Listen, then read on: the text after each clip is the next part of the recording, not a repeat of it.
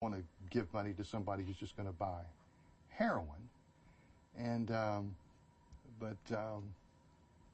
I forgot what my point was. You were talking about you don't necessarily want a companion. Oh, yeah. Yeah. Yeah. But you have a daughter, you've obviously had previous relationships, like. Oh, yeah. So. Well, my first wife was a mail order bride. She grew up in communist Poland. And just as I saw the real doll's picture in a catalog, I saw her picture in a catalog for women who wanted to immigrate from then communist Poland to the United States. So I wrote to her and we traded a few messages, and I then flew to Poland and we got married, and we're very happy for almost 20 years. Are you kidding me? No. 20 years? Yeah. Wow. Yeah. So what was that relationship like? Well, she came here so she could become an American citizen. I mean, I know she didn't love me. However, I would guarantee you that if we could go back in time and you could ask her, she would marry me the second time for love. We had a wonderful relationship until I ruined it. And the way I ruined it was actually quite innocent, naive. I had corresponded with a lady I went to school with who lived here in town, who was very attractive. And I really honestly thought, I know this sounds naive, I really honestly thought that you couldn't develop a connection, an intimate emotional connection with anybody over the internet.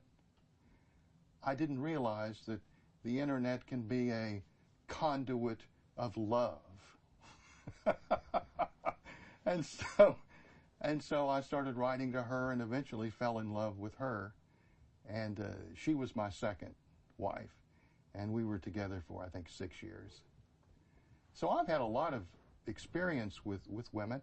I still date occasionally, but it's kind of a fool's quest. Why is that? I think. Well, I'm 59 years old. And a lot of women my age, I think the percentage is 40% in this region of the country, take antidepressants, SSRI antidepressants. And you say, well, what does that have to do with sex dolls? These depressants, as the manufacturers admit, have sexual side effects. Many of the people who take them, women and men, cannot orgasm. Now, some can, but most can't. And if you can't have an orgasm, you're not that interested in sex.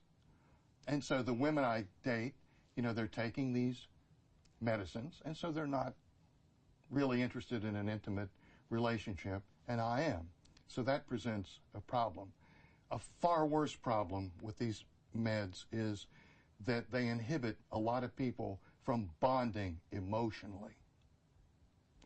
I know a lot of people, women who take these medicines, who have a very tepid emotional connection to their own biological children. And I don't mean to blame the victim. The reason these women are taking these is probably because they had some goddamn alcoholic stepfather or something like that. I don't mean to blame the victim. But as far as my own dating and how this relates to the subject at hand here, if you can't bond with somebody sexually and emotionally, you have conversation, I guess, which can be fun, but most people aren't particularly good conversationalists, men or women. Men just talk only about themselves, only. And the women talk only about how hard they have it at work. That's it. That's it. And so your second wife, how come that one didn't work out? Well, I'd really rather not go into that. Okay. She had a tragedy in her family, but it had nothing to do with. I'd really rather not talk about that. We don't have to. Yeah. I mean, not like we're doing some investigative, Well. I guess, there's this idea of